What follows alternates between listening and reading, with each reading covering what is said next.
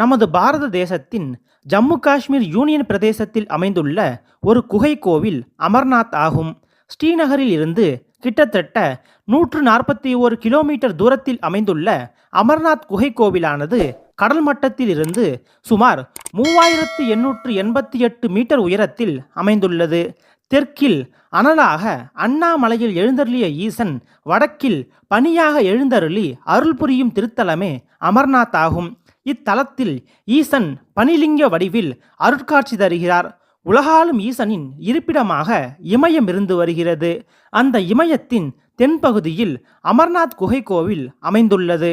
பழமையான இந்த குகை கோவிலானது 5000 ஆண்டுகளுக்கு மேல் பழமையானதாக கூறப்படுகிறது.